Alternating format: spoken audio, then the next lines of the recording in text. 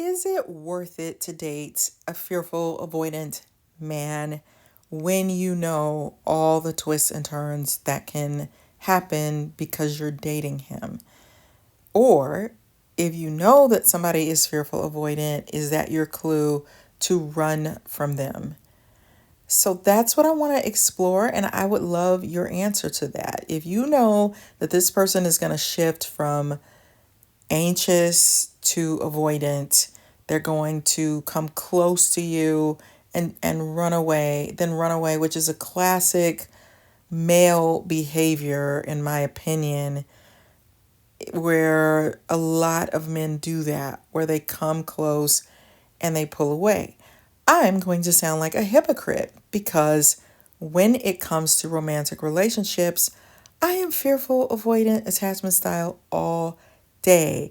And until I started learning about this, I was so confused about why I felt the way that I felt. Why did I feel intense abandonment fears? And then I would feel the need to just shut everything down. Let me get away from you. I'm done. I may not have a good enough reason other than I'm just totally freaked out and I can't handle it. It's very intense. So I think somebody with fearful avoidant attachment style experience very intense emotions that they want to shut down. And honestly, they just want to feel even keel.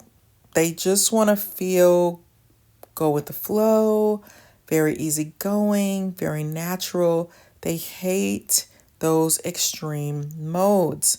So when you get a guy, and the reason I said I was going to be a hypocrite is because as a fearful, avoidant female, I cannot stand. And you tell me if you feel the same way. Dating a guy who is not consistent. I hate that.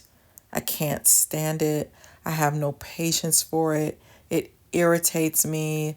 It triggers my fearful avoidant. I feel like I need you to do your work, your psychological work, so that you can be steady and stable because I can act better when my mate is steady and stable. I cannot handle the now let's come close. Now let me pull back. Now I'm talking to you every day. Now I've disappeared. Because fearful avoidant is following every teeny tiny nuance for their own psychological safety. They are very tuned in, probably more so than other types. They're very tuned in to shifts. Very, very tuned into that. Because for their very survival as children, they had to learn how to read people very well. So that's the thing that drives me nuts about being fearful avoidant is I feel every little shift. And those little shifts can freak me out and change how I interact with you. And I don't want to do that. So I need somebody who, when I shift, this is me being a hypocrite in the house. When I shift, I need you to be steady and stable and amazing and wonderful and just all the things. I need you to be all that for me so that I can get back on track, so that I can trust that we'll be okay. You and I, we're going to be great. And I can get through this. I can push past this because you're offering me stability. You're steady when I'm not steady. And eventually what happens is you become a lot more steady, stable, happy. So should you go for a man who is fearful avoidant? I think if he has done the work, I think if he has studied his attachment style and has a handle on it, I think if he is offering you stability, he needs to be able to verbalize what's happening and not just disappear, because that pisses anybody off in a dating scenario. Nobody wants somebody to just, you're here and now you've disappeared. That's super frustrating, and it makes the other person act out and act stupid with you. So then you don't really know who they are because you're triggering them. That's not fair. Everybody has to do the work. Everybody has to work hard. So if you have a fearful avoidant attachment style and he's opening to listening to you teach him about his attachment style and he's receptive and it's helping him, or he's done the work and he's being steady and stable and he's explaining to you when he's feeling a shift, like he's honest and he can say, you know what, I truly like you. I'm just feeling a bit of a shift right now. I'm feeling like pulling away. Like, keep me posted on what's happening with you. I think in romantic relationships, there is an element of gameplay, whether we want to admit it or not, whether we like it or not. There is an element of gameplay. I think we have to make room for just a little bit of it because it's just the nature of it. You have a male and a female that are really liking each other. So the woman is, it's kind of like back in the olden days when the woman would drop her handkerchief and the man would pick it up, or how women would drop a bunch of papers and the man would pick it up. It's sort of like that. Like, there is an element of gameplay that I think relationships have room for. It's a part of flirtatiousness. It's a part of having a crush. It's a part of we want to win each other's hearts. So I think there has to be a little bit of that is tolerated. At the same time, I do believe there's been a level of gameplay that I think men play a better game with love than women can. And I used to always think if you want to play games, like really play games with a man, he's going to win every time. So if you feel like, okay, I'm not winning this guy over, so I'm going to do some tactics, or I'm mad at him, or I feel like I just think you can't out gameplay a man. Like men, there are men who cheat for sport. Or at least that's what I was taught growing up, that there were men who cheat for sport. Like, it is that much of a game to them. So they have mastered it in a way that most women never will. They are comfortable dating multiple women, which can be okay if you're dating. It's just that women aren't built that way. I mean, there might be a few women out there who like to multiple date, but we usually feel like we're too busy for that. I got things to do. I cannot. I just psychologically, I don't want to deal with more than one. If there's a guy that I really, really like, I just want that one guy. So you may think that I am like this with every man. I am not. If there's a man that I'm not interested in, I'm not going to waste my time. I'm going to spend my time on somebody that I'm interested in. So if a woman is pouring into you in a special way, it's because she really likes you. It's not because she treats every man that she encounters in that special way. I think that's where men get it confused. So that being said, I think in general, men, and this is generalizing, I will say in the past, I think men have taken gameplay too far. So now you have women who have worked on themselves by necessity, where they truly have come to more of a place of, if you're playing games, I'm out. Like, I have built up strength. I am not like my parents or my grandparents were. I really am not going to tolerate misbehavior. So if you're playing a lot of games, you're basically teaching that woman, fearful avoidant, you're teaching her how to withdraw from you. You're teaching her how to let go of you. You're teaching her how to strengthen herself. She might come towards you with neediness and then pull back in avoidance. And that's the same for a man who is fearful avoidant, who's using tactics because he is afraid of commitment or afraid of getting hurt and doesn't know how to navigate. Women these days, especially if you get a really classy woman, a woman who is considered like, high value, and I'm not talking about money. I'm just talking about she's a triple threat. You know, she has the beauty, she has the intelligence, she has the femininity, she has the things that a man really wants. She has the compassion, and you keep playing games with her because you're not comfortable or you're afraid. That is only going to work for so long. It goes back to the phrase of taking someone's kindness for weakness. I think you have to be very careful of that with a very intelligent woman. She might feel hurt, she might feel sad that you're not treating her the way that she wants to be treated. She might hang in there for a little bit as she tries to find her footing and her grounding, but you keep doing the pullback stuff, or you keep starting these little fights and arguments so that you can have an excuse to run away. You're flipping the script on her, and you're trying to make her feel like she's done something wrong because your ego is involved and you can't handle your own emotions right now.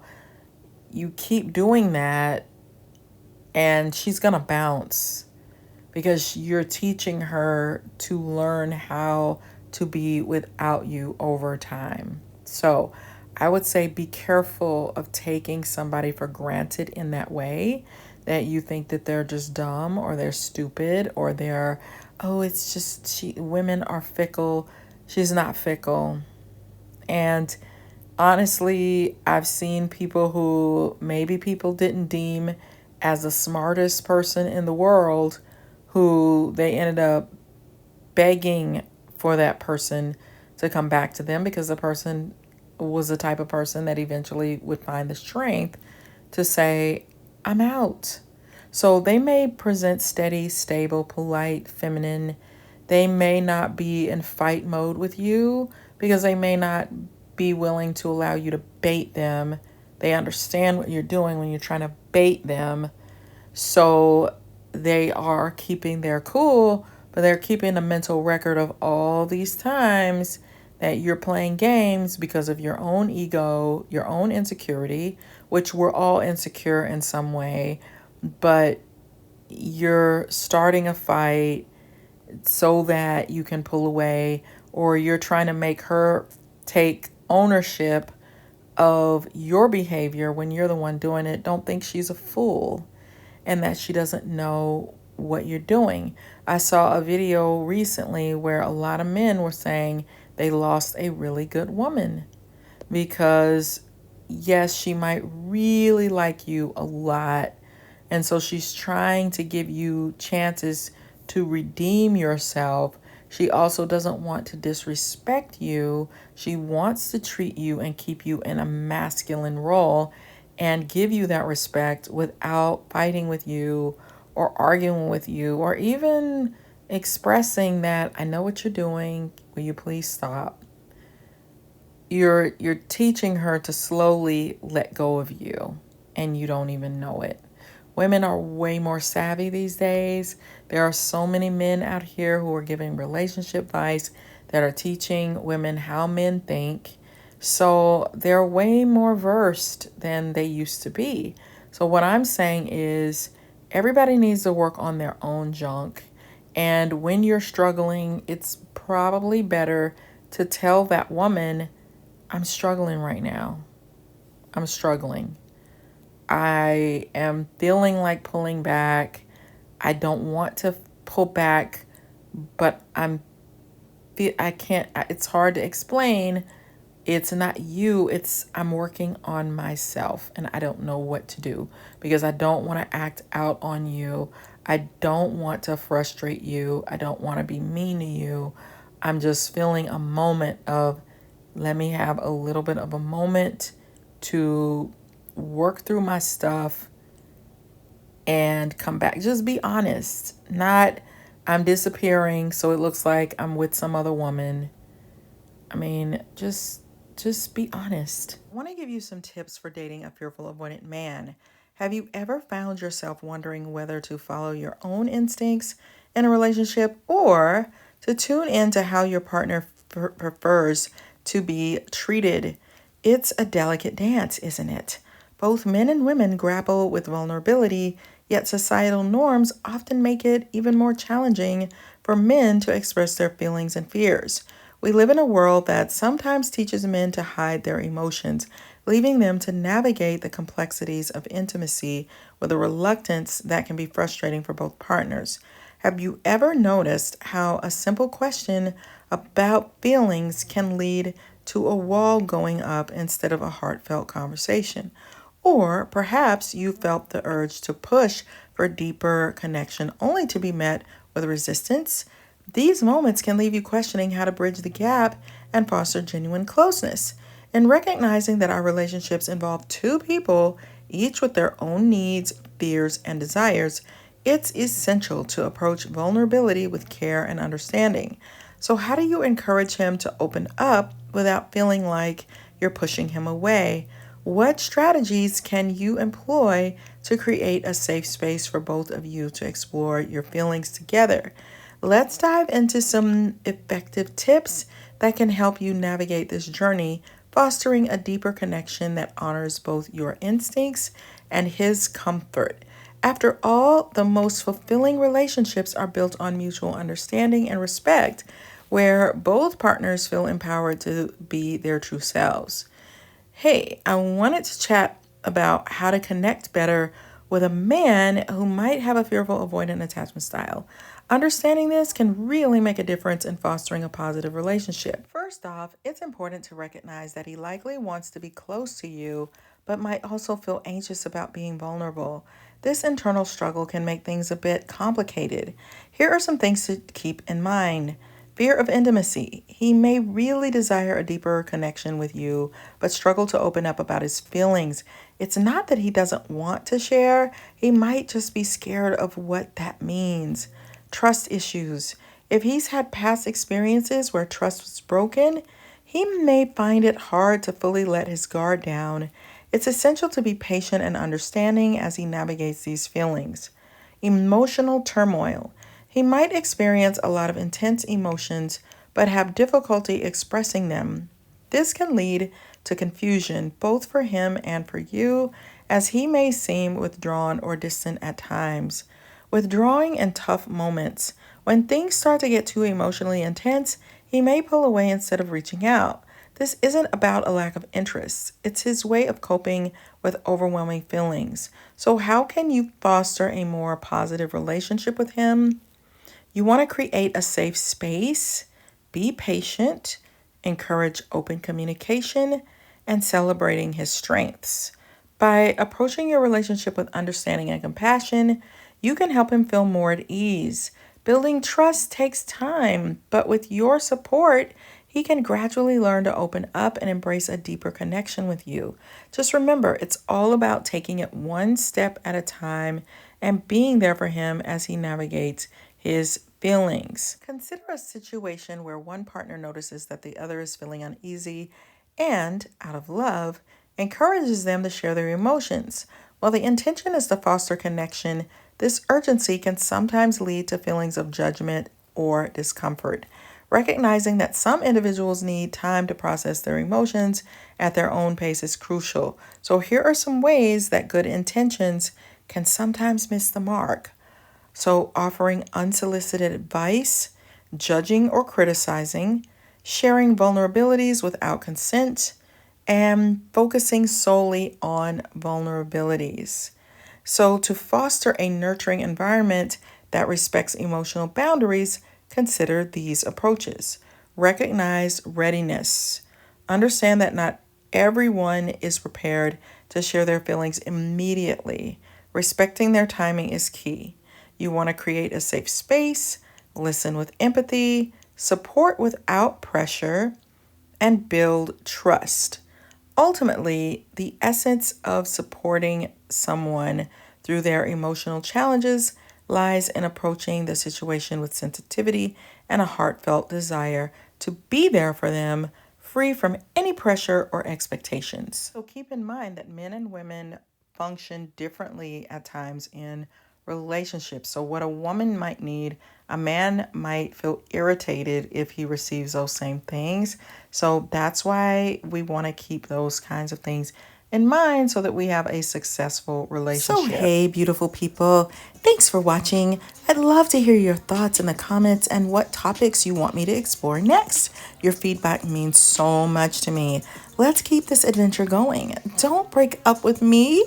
Be sure to subscribe and like the video. Check out my books on Amazon for insights on enhancing your love life, navigating narcissistic personalities, and exploring the 16 Myers-Briggs personality types.